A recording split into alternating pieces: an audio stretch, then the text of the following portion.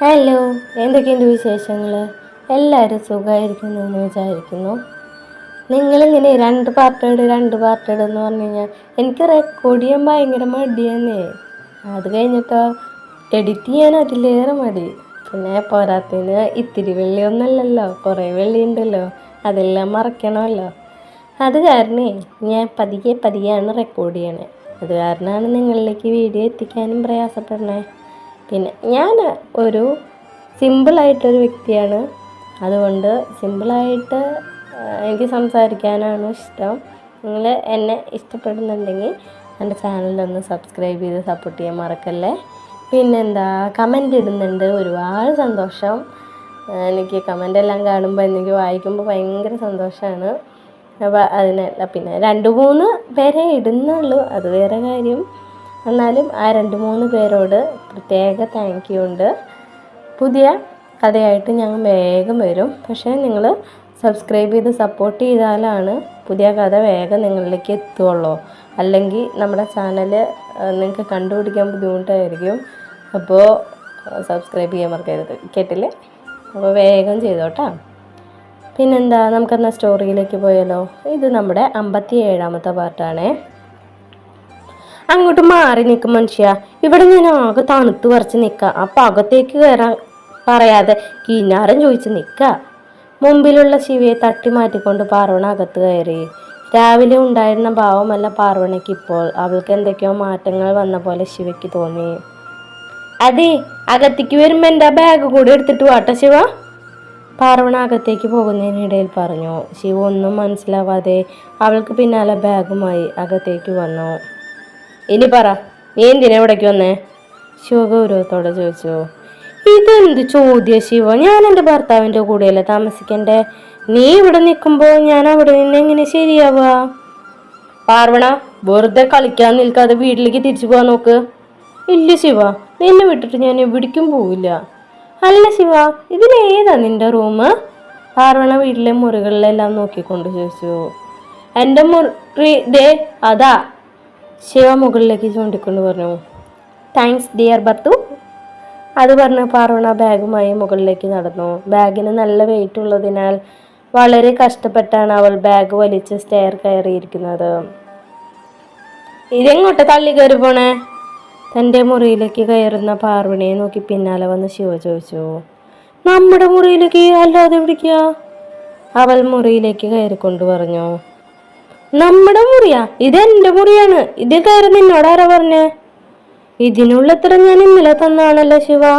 ഇനി നീ വീണ്ടും എന്നെ കണ്ട് പറയിക്കാനാണെങ്കിൽ ഞാൻ പറയാം. എനിക്ക് ഈ മുറിയിൽ കയറാൻ നിങ്ങളുടെ അനുവാദം ആവശ്യമില്ല. അതിനുള്ള അധികാരം നീ 2-3 ദിവസം മുന്നേ എനിക്ക് തന്നിട്ടുണ്ട്. അവൾ കഴുത്തിലെ താലി വീണ്ടും ഉയർത്തി പൊളിച്ചുകൊണ്ട് പറഞ്ഞു.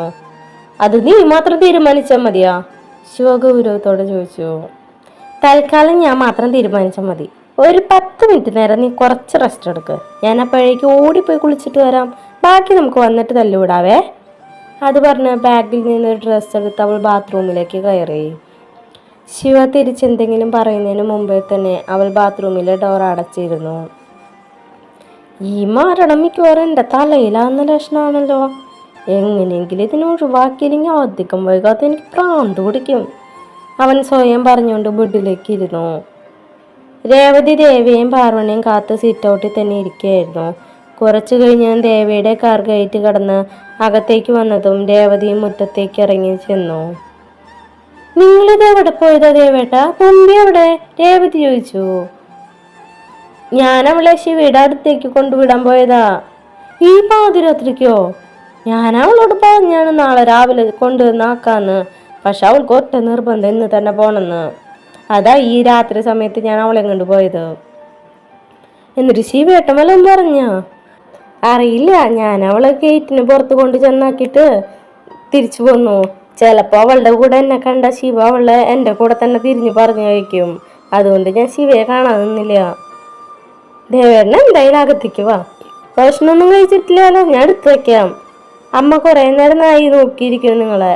പിന്നെ കാണാതായപ്പോൾ ഞാനാ പറഞ്ഞേ കിടന്നോളാൻ. നീ ഭക്ഷണം എടുത്ത് വെക്കും, ഞാൻ ശിവയൊന്ന് വിളിച്ചു നോക്കട്ടെ. അത് പറഞ്ഞ് ദേവ ശിവയുടെ ഫോണിലേക്ക് വിളിച്ചു. ദേവ, നീ എവിടെയാ? കോൾ എടുത്ത് ശിവ ചോദിച്ചു. ഞാനെവിടെ പോവാ, ഞാൻ വീട്ടിലുണ്ട്. അപ്പൊ നീയല്ലേ പാർവണി ഇവിടെ കൊണ്ടുവന്നാക്കിയത്? അത് ഞാൻ തന്നെയാണ്. പിന്നെന്താ നീ എന്നെ കാണാണ്ട് പോയത്? എനിക്കിവിടെ കുറച്ച് തിരക്കുണ്ടായിരുന്നു. പിന്നെ എന്നോട് തിരിച്ചു പോയിക്കോളാൻ പാർവണ പറഞ്ഞു. അതുകൊണ്ട് കാണാതെ വന്നേ. പിന്നെ കുറച്ചു മുമ്പ് നമ്മൾ തമ്മിൽ സംസാരിച്ച് തിരികെ വന്നതല്ലേ ഉള്ളോ. പിന്നെ എന്താ അത്ര കാണാൻ?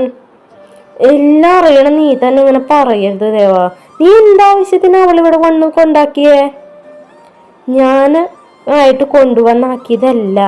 അവള് നിന്റെ അടുത്ത് വരണമെന്ന് പറഞ്ഞു വാശി പിടിച്ചപ്പോ അമ്മയാണ് അവള് കൊണ്ടു ചെന്നാക്കാൻ പറഞ്ഞേ. അമ്മ പറഞ്ഞ എനിക്ക് എങ്ങനെ പറ്റില്ല എന്ന് പറയും. ഇനി ഒരു കാര്യം, രാവിലെ മുതൽ പാറു ഒന്നും കഴിച്ചിട്ടില്ല. അതുകൊണ്ട് ഭക്ഷണം കഴിക്കാതെ അവൾ ഉറങ്ങാൻ സമ്മതിക്കരുത്.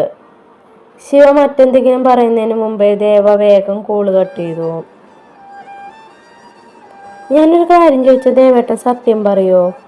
കഴിക്കുന്നതിനിടെ രേവതി ചോദിച്ചു. എന്താ കാര്യം? ശിവേണ്ണും തുമ്പിയും തമ്മിൽ എന്തെങ്കിലും പ്രശ്നമുണ്ടോ?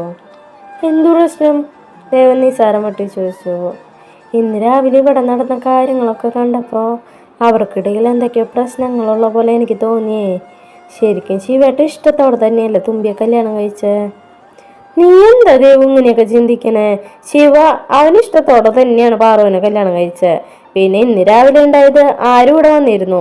അതിന്റെ പേരിൽ ചെറിയൊരു തർക്കം, അത്രേ ഉള്ളൂ. നീ അത് കാര്യാക്കണ്ട. അത് പറഞ്ഞ് ദേവ ഭക്ഷണം കഴിച്ച് എഴുന്നേറ്റ് പോയി. പാർവണ കുളി കഴിഞ്ഞിറങ്ങുമ്പോൾ റൂമിൽ തന്നെ ശിവ ഉണ്ടായിരുന്നു. നീ ഭക്ഷണം കഴിച്ചാ? ശിവ ഗൗരവത്തോടെ ചോദിച്ചു. ഇല്ല, ഞാനിന്നൊന്നും കഴിച്ചിട്ടില്ല. നീ കഴിച്ചോ ശിവ? അവൾ തല തോർത്തിക്കൊണ്ട് ചോദിച്ചു. എന്റെ കാര്യം നീ അന്വേഷിക്കാൻ വരണ്ട. നീ എന്താണ് ഭക്ഷണം കഴിക്കാതിരുന്നത്? നിന്നോട് ഞാൻ പലവട്ടം പറഞ്ഞിട്ടില്ലേ ഭക്ഷണം കഴിക്കാതിരിക്കരുതെന്ന്. എനിക്കപ്പൊ കഴിക്കാൻ തോന്നിയില്ല, അതുകൊണ്ട് കഴിച്ചില്ല, അവൾ നിഷ്കുവായി പറഞ്ഞു. എന്നാ വാ വന്ന് കഴിക്ക്. അത് പറഞ്ഞ് ശിവ നേരെ താഴേക്ക് നടന്നു. അപ്പൊ എന്നോട് ഇഷ്ടമൊക്കെ ഉണ്ടല്ലേ, അതല്ലേ ഭക്ഷണമൊക്കെ കഴിക്കാൻ വിളിക്കണേ? പാർവണ മനസ്സിൽ പറഞ്ഞുകൊണ്ട് താഴേക്ക് നടന്നു. ഇതെന്താ സാധനം?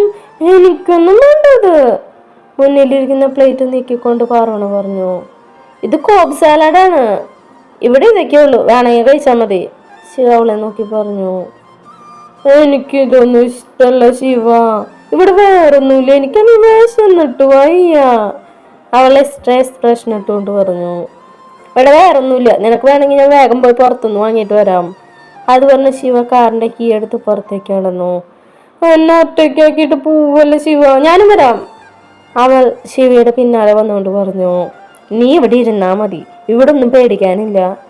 അതൊന്നും പറഞ്ഞാൻ പറ്റില്ല. ഇന്ന് വെള്ളിയാഴ്ചയാണോ? അത് പാതിരാത്രി വല്ല പ്രേതം വന്നെന്നെ പിടിച്ച ഞാൻ ഒറ്റയ്ക്ക് എന്ത് ചെയ്യും? പ്രേതം?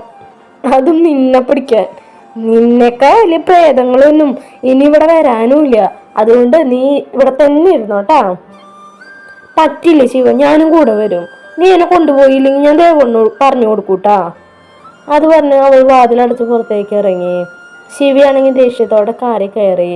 ശിവ തന്നെ കൂട്ടാതെ പോകുമോ എന്ന പേടി ഉള്ളതിനാൽ അവൾ വേഗം കോ ഡ്രൈവ് സീറ്റിലേക്ക് കയറിയിരുന്നു. നിനക്ക് ഈ കാറ് മാത്രമുള്ള ശിവ? ഒരു ബുള്ളറ്റോ ബൈക്കോ അങ്ങനൊന്നുമില്ലേ? നൈറ്റ് പോകുമ്പോ അതാ രസം, കാറ്റത്ത് ഇങ്ങനെ പാറി പറന്നു പോവാം. നീ സിനിമയൊക്കെ കണ്ടിട്ടില്ലേ? ഞാൻ സിനിമ കാണാറില്ല, ശിവ ഗൗരവത്തോടെ പറഞ്ഞ് ഡ്രൈവ് ചെയ്യാൻ തുടങ്ങി. വെറുതെ അല്ല നീ ഇങ്ങനെ അൺറൊമാൻറ്റിക് സൈക്കോമൂരാച്ചായിപ്പോയത്. പാർവണ അത് പറഞ്ഞ് പുറത്തേക്ക് നോക്കിയിരുന്നു. ശിവ ഒന്നും മിണ്ടാതെ തന്റെ ഡ്രൈവിങ്ങിൽ കോൺസെൻട്രേറ്റ് ചെയ്തു. ഇവിടെ നിർത്തി ശിവ. പാർവണ ഡോറിനരികിലുള്ള ഒരു തട്ടുകട കണ്ടതും ഉറക്കെ പറഞ്ഞു. ഇപ്പൊ നിർത്താം, കാറ് പൊളിക്കണ്ട. അത് പറഞ്ഞ ശിവ കാറ് നിർത്തി. ദാ ആ കടയിൽ നല്ല ഫുഡ് ഉണ്ടാവും ശിവ, അവിടുന്ന് വാങ്ങിയാൽ മതി. പാർവണ തട്ടുകടയിലേക്ക് നോക്കിക്കൊണ്ട് പറഞ്ഞു. അതൊന്നും വേണ്ട, കുറച്ചുകൂടെ മുന്നിലേക്ക് പോയി കഴിഞ്ഞാൽ അവിടെ നല്ലൊരു ഹോട്ടലുണ്ട്, അവിടെ നിന്ന് കഴിക്കാം. ഇങ്ങനെ പുറത്തുനിന്നുള്ള കടയിൽ നിന്നൊന്നും കഴിക്കാൻ നിൽക്കണ്ട പ്ലീസ് ശിവ. ഇവിടെ നല്ല അടിപൊളി മസാല ദോശ കിട്ടും, എന്ത് ടേസ്റ്റാന്നറിയോ? പാർവണ വാശി പിടിച്ചോണ്ട് പറഞ്ഞു. ശരി, ഇവിടുന്ന് വാങ്ങാം. ശിവ അത് പറഞ്ഞതും അവൾ സീറ്റ് ബെൽറ്റ് അഴിച്ച് പുറത്തേക്ക് ഇറങ്ങാനായി നിന്നു. എങ്ങോട്ടാ ചാടി ഇറങ്ങണേ? നീ ഇവിടെ കാറിലിരുന്നാ മതി, ഞാൻ പോയി വാങ്ങിയിട്ട് വരാം. ശിവ തന്റെ കാറിന്റെ സീറ്റ് ബെൽറ്റ് അഴിച്ചുകൊണ്ട് പറഞ്ഞു. ഞാനും വരാം ശിവ, എനിക്ക് അവിടെ ഒന്ന് കഴിക്കണം. നീ ഇപ്പം അവിടെ നിന്നൊന്നും കഴിക്കണ്ട, ഞാൻ ഇങ്ങോട്ട് വാങ്ങിക്കൊണ്ട് വരും. നീ കാറിനുള്ളിൽ ഇരുന്ന് കഴിക്കും. അങ്ങനെയാണെങ്കിൽ മാത്രം ഞാൻ ഇവിടെ നിന്ന് ഫുഡ് വാങ്ങി തരുള്ളൂ. ശരി, നീ പോയി വാങ്ങിയിട്ട് വാ. അത് പറഞ്ഞു ശിവ കാറിൻ്റെ ഡോർ തുറന്ന് പുറത്തേക്ക് ഇറങ്ങി. ശിവ ഫുഡ് വാങ്ങിച്ച് തിരികെ വന്നു. പാർവണ പുറത്തേക്ക് ഇറങ്ങി വന്നിരുന്നു. നിന്നോട് ഞാൻ കാറിൻ്റെ ഉള്ളിൽ തന്നെ ഇരിക്കാനല്ലോടി പറഞ്ഞത്? അവൻ ദേഷ്യത്തോട് ചോദിച്ചു. പിന്നെ ഇത്രയും നല്ല സ്ഥലത്ത് വന്നിട്ട് കാറിനുള്ളിൽ തന്നെ ഇരിക്കല്ലേ, നീ അതൊക്കെ തന്നേ? അത് പറഞ്ഞ് പാർവണ ശിവയുടെ കയ്യിൽ നിന്ന് പ്ലേറ്റ് വാങ്ങി. നീ കഴിക്കുന്നില്ലേ ശിവ? അവളൊരു കഷ്ണം ദോശ എടുത്ത് വായിലേക്ക് വെച്ചുകൊണ്ട് ചോദിച്ചു. എനിക്ക് വേണ്ട, എനിക്ക് ഇങ്ങനത്തെ ഉള്ള ഫുഡൊന്നും ഇഷ്ടമല്ല. അവൻ ഫോണിലേക്ക് നോക്കിക്കൊണ്ട് പറഞ്ഞു. Hey man, what is surprise? ഒരു ചെറുപ്പക്കാരൻ ശിവയുടെ നേർക്ക് വന്നുകൊണ്ട് ചോദിച്ചു. ശിവി ഒരു പുഞ്ചിരോട് അവന് കൈ കൊടുത്തു. നീ ഇങ്ങനെയുള്ള സ്ഥലത്തൊക്കെ എന്നു മുതലാണ് ശിവ വരാൻ തുടങ്ങിയേ? അയാൾ ശിവിയോടായി ചോദിച്ചു. ഇവൾക്ക് ഇവിടെ നിന്ന് ഫുഡ് കഴിക്കണമെന്ന് പറഞ്ഞു, അതുകൊണ്ട് വന്നതാ. ശിവ പാർവണിയെ നോക്കി പറഞ്ഞു. ഇതാരാ? അയാൾ സംശയത്തോട് ചോദിച്ചു. എൻ്റെ വൈഫാണ്. വൈഫോ? അപ്പം നിന്റെ മാരേജ് കഴിഞ്ഞോ? എന്നിട്ട് എന്നോടൊന്നും പറഞ്ഞില്ലല്ലോ. എൻ്റെ വൈഫിനെ എനിക്ക് കൂടെ ഒന്ന് പരിചയപ്പെടുത്തി താടാ, അയാൾ പറഞ്ഞു. പാർവണ, ഇത് അനുരാഗ്, എൻ്റെ ക്ലാസ്മേറ്റ് ആയിരുന്നു. ഇപ്പോൾ ഞാൻ വർക്ക് ചെയ്യുന്ന ഹോസ്പിറ്റലിൽ ഇവൻ വർക്ക് ചെയ്യുന്നുണ്ട്. അനുരാഗ്, ഇതെൻ്റെ വൈഫ് പാർവണ. പാർവണ, നല്ല പേരാണല്ലോ. എന്നാലും ഇത് ഭയങ്കര അത്ഭുതമായി പോയി ശിവ. ഞാൻ വിചാരിച്ച സത്യം നിന്നെ വിട്ടുപോയപ്പോ നീ നിരാശകാമുകനെ പോലെ നടക്കുന്ന. ഇതിപ്പോ വേറെയും കെട്ടിയെന്നൊക്കെ പറയുമ്പോ ആരായാലും അന്തം വിട്ടു പോകും. അവൻ ശിവയെ നോക്കി പറഞ്ഞു. അല്ല, നീയും സത്യയും തമ്മിലുള്ള റിലേഷൻഷിപ്പിന്റെ കാര്യം പാർവണയ്ക്ക് അറിയോ? അയാൾ ചോദിച്ചു. എനിക്കറിയാം, ശിവല്ല എന്നോട് പറഞ്ഞിട്ടുണ്ട്. എന്നാൽ അങ്ങനെ പറഞ്ഞ് മനസ്സിലാക്കി തരാൻ പറ്റുന്ന ഒരു റിലേഷൻഷിപ്പ് ആയിരുന്നില്ല ഇവര് രണ്ടുപേരും തമ്മിലുണ്ടായിരുന്നേ. അത്രയും അടുപ്പായിരുന്നു. ഞാൻ വിചാരിച്ചു ഇനി ഇവൻ വേറെ കല്യാണമൊന്നും കഴിക്കില്ല എന്നാ. എന്തായാലും നന്നായി. എന്നാ മാരേജ് കഴിഞ്ഞത്? 3 ശിവ പറയുന്നതിനിടയിൽ കയറി പാർവണ പറഞ്ഞു. 3 വർഷമായി കല്യാണം കഴിഞ്ഞിട്ട്, ഒരു കുട്ടിയുണ്ട്. അവൾ പുഞ്ചിരോടെ പറഞ്ഞു. So funny. പാർവണ നല്ല ഹ്യൂമർ സെൻസ് ഉള്ള കൂട്ടത്തിലാണെന്ന് തോന്നുന്നു. എന്നെ കളിയാക്കിയതാണെന്ന് എനിക്ക് മനസ്സിലായി. എന്തായാലും എനിക്കിപ്പോൾ കുറച്ച് തിരക്കുണ്ട്, നമുക്ക് പിന്നെ മീറ്റ് ചെയ്യാം. അത് പറഞ്ഞ് അനുരാഗ് തൻ്റെ കാറിനരികിലേക്ക് നടന്നു. അയാളാണത്ര ശരിയല്ല, നീ അവനോട് അധികം കൂട്ടുകൂടാനൊന്നും നിൽക്കണ്ട ശിവ. അനുരാഗ് പോകുന്ന നോക്കി പാർവണ പറഞ്ഞു. അതെങ്ങനെ നിനക്ക് മനസ്സിലായി? ശിവ സംശയത്തോടെ ചോദിച്ചു. അയാളുടെ സംസാരത്തിൽ നിന്ന് തന്നെ എനിക്ക് മനസ്സിലായി. അല്ലെങ്കിൽ ഫ്രണ്ടിനെ വഴിയിൽ വെച്ച് കാണുമ്പോൾ, അതും വൈഫിൻ്റെ ഒപ്പം കാണുമ്പോൾ പഴയ കാമുകിയെ കുറിച്ച് ആരെങ്കിലും ചോദിക്കുമോ? മാത്രമല്ല, നമുക്കിടയിൽ ചെറിയൊരു കുത്തിത്തിരിപ്പ് ഉണ്ടാക്കാനാണ് അയാൾ നോക്കിയത്. പക്ഷെ വർക്കൗട്ടായില്ല, പാവം ചമ്മിപ്പോയി. പാർവണ ചിരിച്ചുകൊണ്ട് പറഞ്ഞു. ആ ചിരി എന്തുകൊണ്ടോ ശിവയുടെ മുഖത്തേക്കും വ്യാപിച്ചു. അപ്പോഴും അനുരാഗ് പോകുന്നു നോക്കി അവൻ്റെ മനസ്സിനുള്ളിൽ അടങ്ങാത്ത പക എരിയുന്നുണ്ടായിരുന്നു. അയാളിപ്പോൾ എന്തിനാ ഞങ്ങളുടെ സ്വർഗത്തിലെ കട്ടുറുമ്പാവൻ വന്നേ? പാവം ശിവ. സത്യയുടെ കാര്യം പറഞ്ഞപ്പോൾ അവനാകെ സങ്കടമായി തോന്നുന്നു. മുഖമൊക്കെ വല്ലാണ്ടായി. ശിവയുടെ നിൽപ്പ് കണ്ട് പാർവണ മനസ്സിൽ കരുതി. അയാൾ നിന്റെ ഫ്രണ്ടാണോ ശിവ? അവൾ ചോദിച്ചു. വഴി കൂടെ പോകുന്നവർ വായി നോക്കി നോക്കാതെ വന്ന് വണ്ടി കയറടി. അത് പറഞ്ഞ് ശിവ ഡോറ് തുറന്ന് അവളെ കാറിനുള്ളിലേക്ക് കയറ്റി. ശേഷം അവനും ഡ്രൈവർ സീറ്റിലേക്ക് കയറിയിരുന്നു. ശിവ, നീ കഴിക്കുന്നില്ലേ? പാർവണ വീണ്ടും ചോദിച്ചു. നിനക്കത് ഒരു വട്ടം പറഞ്ഞ മനസ്സിലാവില്ല. എനിക്ക് വേണ്ടാന്ന് പറഞ്ഞു വേണ്ട, അവൻ ദേഷ്യത്തോടെ പറഞ്ഞു. അയ്യോ എൻ്റെ കാല്, അവൾ നിലവിളിച്ചുകൊണ്ട് പറഞ്ഞു. എന്താ എന്താ പറ്റിയ? ശിവ ടെൻഷനോടെ അവൾക്ക് നേരെ തിരിഞ്ഞതും പാർവണ തൻ്റെ കയ്യിലുള്ള ദോശയുടെ കഷ്ണം അവൻ്റെ വായിലേക്ക് വെച്ചു കൊടുത്തു. എന്നോടാണോ ശിവ നിന്റെ കളി? ഞാനൊരു കാര്യം നടത്തണമെന്ന് മനസ്സിൽ വിചാരിച്ച് അത് നടത്തിയിരിക്കും. അവൾ ദോശ ശിവയുടെ വായിൽ വെച്ചു കൊടുത്തുകൊണ്ട് പറഞ്ഞു. മര്യാദയ്ക്ക് വീട്ടിലെങ്ങനെ ഇരിക്കേണ്ട ആവശ്യമുണ്ടായിരുന്നു. എന്നിട്ട് പാവല്ലേ എന്നെ കരുതി ഇത്രയും ദൂരം കൊണ്ടുവന്നപ്പോൾ നീ എൻ്റെ തലയിൽ കയറാൻ നോക്കുന്നോടി. ഞാൻ നിന്റെ തലയിലൊന്നും കയറിയില്ല ശിവ, എന്തിനാ കള്ളം പറയണേ? ഓ, വലിയ തമാശയായിപ്പോയി. അവളുടെ ഒരു വളിച്ച കോമഡി. വേഗം കഴിക്കാൻ നോക്ക്, പാതിരാത്രി മനുഷ്യനെ ബുദ്ധിമുട്ടിപ്പിക്കാൻ വേണ്ടി ഇറങ്ങിക്കോളും. ശിവ അത് പറഞ്ഞതും പാർവണ വേഗം കഴിക്കാൻ തുടങ്ങി.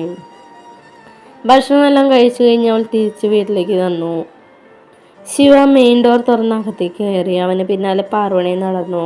താഴെയുള്ള ലൈറ്റുകളെല്ലാം ഓഫ് ചെയ്ത് അവൻ മുറിയിലേക്ക് നടന്നു. നീ എങ്ങോട്ടാ? തൻ്റെ മുറിയിലേക്ക് കയറി വന്ന പാർവണയെ നോക്കി അവൻ ചോദിച്ചു. ഇതെന്ത് ചോദ്യ ഉറങ്ങാൻ? അപ്പുറത്തൊരു റൂമുണ്ട്, അവിടെ പോയി കിടന്നോ. അയ്യോ അത് പറ്റില്ല, എനിക്ക് ഒറ്റയ്ക്ക് കിടക്കാൻ പേടിയാ. അന്ന് ദേവയുടെ കല്യാണം കഴിഞ്ഞ ദിവസം ഒറ്റയ്ക്ക് ആരോടും പറയാതെ ആ വീട്ടിൽ നിന്ന് ഇറങ്ങി വന്ന് വീട് വരെ എത്തിയില്ലേ? അവിടെ ഒറ്റയ്ക്ക് നിന്നോളല്ലേ നീ, പിന്നെന്ത് ഇവിടെ ഒറ്റയ്ക്ക് കിടക്കാൻ പേടി? അതന്ന് എനിക്ക് പേടിയുണ്ടായിരുന്നില്ല, പക്ഷെ ഇന്ന് എനിക്ക് പേടിയുണ്ട്. നിനക്ക് വേണമെങ്കിൽ അതെവിടെയെങ്കിലും പോയി കടക്കാൻ നോക്ക് പെണ്ണേ. അവൻ കബോർഡിൽ നിന്നും കുളിക്കാനായുള്ള ഡ്രസ്സുകൾ എടുത്തു. Okay Shiva, good night, sweet dreams. അത് പറഞ്ഞ് അവൾ നേരെ ശിവയുടെ ബെഡിലേക്ക് കിടന്നു. ഡി നീ എവിടെ കയറി കിടക്കണേ, ഇറങ്ങടെ എൻ്റെ ബെഡിൽ നിന്ന്. ശിവ അവളെ നോക്കി പറഞ്ഞെങ്കിലും പാർവണ തന്നോടല്ല പറയുന്നത് എന്ന മട്ടിൽ തല വഴി പുതപ്പെട്ടുകൊണ്ട് കിടന്നു. ഈ നാശത്തിനെ കണ്ട് തോട്ടല്ല. അത് പറഞ്ഞ അവൻ തന്നെ ഡ്രസ്സുകളായി അപ്പുറത്തെ മുറിയിലേക്ക് പോയി.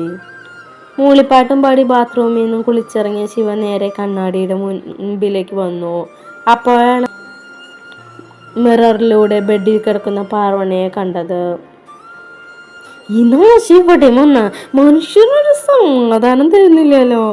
അത് പറഞ്ഞ അവൻ ശബ്ദമുണ്ടാക്കാതെ പതുക്കെ ആ മുറിയിൽ നിന്നും പുറത്തേക്ക് പോകാനായി ഡോറിനരികിലേക്ക് എത്തി. പക്ഷേ ഡോർ ഓപ്പൺ ആവുന്നില്ല. ശിവ, തലയിലെ പുതപ്പ് മാറ്റിക്കൊണ്ട് പാർവണ നീട്ടി വിളിച്ചു. ഡോറേ ഞാൻ ലോക്ക് ചെയ്തു, അല്ലെങ്കിൽ നീ എന്നെ ഒറ്റയ്ക്കാക്കിയിട്ട് പോവെന്ന് എനിക്കറിയാം. അവൾ ചിരിച്ചുകൊണ്ട് പറഞ്ഞു. മര്യാദയ്ക്ക് ഡോറിൻ്റെ കീതാ. ശിവ അവളുടെ അരികിലേക്ക് വന്നുകൊണ്ട് പറഞ്ഞു. സോറി ഭർത്തു, നീ എന്നെ കൊന്നാലും ഞാൻ കീ തരില്ല. നിന്നോട് തരാനല്ലടി പറഞ്ഞത്. ശിവ അവളുടെ കയ്യിൽ ബലമായി പിടിച്ചു. എൻ്റെ കയ്യിൽ കയറി പിടിച്ചിട്ട് ഒരു കാര്യമില്ല ശിവ. നീ ബാത്റൂമിൽ നിന്ന് ഇറങ്ങുന്നതിന് മുമ്പേ ഞാനൊരു സ്ഥലത്ത് അത് ഒളിപ്പിച്ചു വെച്ചു. ഇനി നാളെ നേരം വെളുത്തിട്ട് ഞാനത് കാണിച്ചു തരുള്ളൂ. അവൾ ചിരിച്ചുകൊണ്ട് പറഞ്ഞ് ബെഡിലേക്ക് കിടന്നു. ഇതിനുള്ള പ്രതികാരം ഞാൻ ചെയ്തിരിക്കും, നീ നോക്കിക്കോ. ശിവ അവളെ നോക്കി പറഞ്ഞു. ഞാൻ കാത്തിരിക്കാം. അതും പറഞ്ഞ് അവൾ തലവഴി പൊതുപ്പെട്ടുകൊണ്ട് കിടന്നുറങ്ങി. വേറെ വഴിയില്ലാത്ത കാരണം ശിവയും ബെഡിൻ്റെ മറുവശത്തായി കിടന്നു. അപ്പോൾ നമ്മുടെ 57ാമത്തെ പാർട്ട് ഇവിടെ അവസാനിക്കുകയാണ്. കമൻ്റ് ഇടാൻ മറക്കരുത്. ഞാൻ ആദ്യം പറഞ്ഞ പോലെ പുതിയ സ്റ്റോറി ഇതിനും സൂപ്പറാണ്. അപ്പോൾ എല്ലാവരും സബ്സ്ക്രൈബ് ചെയ്ത് സപ്പോർട്ട് ചെയ്യാൻ മറക്കരുത് കേട്ടോ. ബൈ, ടാറ്റാ.